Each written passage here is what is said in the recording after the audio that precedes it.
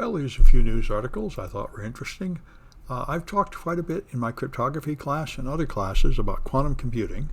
Quantum computing uses a new technology with different fundamental operations than digital computers, and theoretically it will be able to do awesome things like crack public key encryption, although right now none of the hardware is remotely good enough to do that. So everyone is guessing that the hardware will get better in 10 or 20 years and then be able to do that. And this financial article says that right now the amount of money being invested in this is wildly more than is justified by the real likelihood of this ever turning into anything useful. And so it's right now a bubble, like so many things. Tesla stock is clearly a bubble, trading at about 10 times what it's worth. And there are complete meme stocks like cryptocurrencies and stuff that have no fundamental value at all and yet trade at value. So there's an awful lot of enthusiasm where people invest a lot of money in things without any real basis for it.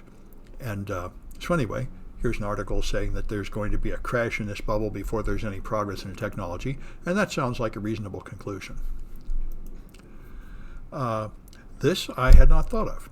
I know I had a friend with a VW Bug, the old VW Bug from a couple decades ago, and he was able to open somebody else's car with his car key, and it turned out that there really weren't that many different car keys. And there was a chance that your car key would be identical to someone else's. And apparently this is true of Google's Fingerprint Reader.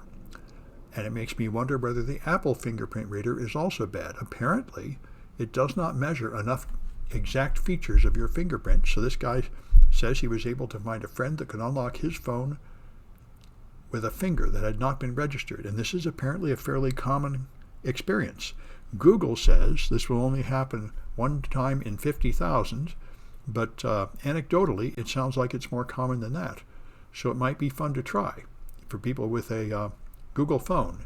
See if your friends can open it. See if you can open it with different fingers than the ones you've registered. Apparently there is a reasonable chance of that happening. And that's a thing to understand. Now, of course, two-factor authentication doesn't have to be perfect. And as they point out, if you use a 4-digit PIN, there's one chance in 10,000 in principle that someone else has the same 4-digit PIN. And of course, in practice, I'm sure it's much larger than that because I don't think people choose those 4 digits randomly. I bet if you just made a list of the most common 4 digits, 1, 2, 3, 4 is probably 10% of them and so on. So probably there's a relatively high chance that someone could guess your 4-digit PIN. I'm guessing it's probably at least 10% for most people, maybe 20%. And so anyway, apparently the fingerprints aren't that good either. Apple face detection is supposed to be very good. It's supposed to scan your face, I think, with an infrared laser or something to get a 3-dimensional picture. But again, I haven't seen a test where they see what's the chance of someone else's face opening your Apple face detection. It would be a good thing to test. This guy on Twitter called MG, who's a famous hacker, makes these cables that are fantastic. They look like just an ordinary iPhone charging cable or anything else, and inside they have hacker tools that monitor all the data that come by. It even opens a wireless access point using this cable as the antenna, so you can connect with Wi-Fi and download the data it steals. You can imitate a keyboard and run key presses. It is pretty awesome. So it cost about $200, I think, for the cable, but then you have an awesome hacking tool. No, people are very unlikely to detect this. And inside one of these endpoints, or both of them, there is a tiny little circuit board full of all the computer that does this. So it's a very cute item. Similar to the rubber ducky is another tool sold at hacker conferences and online, where you have a little USB stick, and when you plug it in, it imitates a keyboard and it runs scripts. So you can just plugging it in can be enough to take actions of your choice, like steal data from a machine, change passwords, and so on. In both cases, of course, you have to have physical access to the machine you're hacking, which makes it only useful for targeted engagements. You can't just hack a bunch of people over the internet with that tool. So Joe Biden has announced student loan forgiveness. I hope this is not an issue for anybody at City College, because here classes are free or close to it. But anyway, if it is an issue, this might be important to you.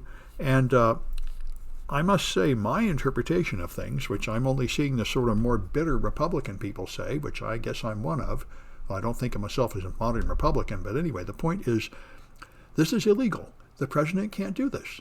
The whole point of the U.S. government is the Congress controls the money. The president can't just declare that he's going to forgive all these loans. That's why he's been delaying them, because he can do that with a presidential executive order, but he can't spend this kind of money with an executive order, and I think he knows that. I think this is a cynical stunt. He will make the announcement, he will issue the order, it will then be reversed in court, and he will then say, I tried, but I failed. But even the president and Nancy Pelosi a few months ago were saying, we can't do it this way. We need to go to Congress and pass a bill. So I don't think all these people wandering around with signs are going to get these student loans forgiveness, and I think they're going to feel betrayed. This seems like a very poor move. Anyway, all right, and that's right, Forbes I have to open in a private window to get in there. This is an interesting fact, sort of well known to people that have been studying this, but now there's someone who did research to verify this, that almost all Bitcoin trades are fake. The price of Bitcoin is pumped up by fake dollars called Tether that are not in fact apparently based on anything. And the exchanges just have fake trades. They trade from one account to another without actually moving any real assets around to make it look like there's a lot of activity and people are excited. And so more than half of all the trades they found were determined to be fake. This is all essentially pump and dump, which is the problem with cryptocurrency. Cryptocurrency is outside U.S. regulation, usually outside the nation, and it's run on exchanges that do not have to report their financials, that don't have any reserve requirements. It's the way banking was before the Great Depression, when there were just no rules at all, and they could just do all sorts of sleazy, dishonest practices. The whole point of cryptocurrency was to get the government out of your money, and that's the effect of getting the government out of your money. It's open season with no laws, no regulations, and no safety. So much of what you see is carefully planned deception to trick you into thinking these cryptocurrencies are worth something when they aren't, or worth more than they are. Anyway, that's all the news I wanted to talk about. Let me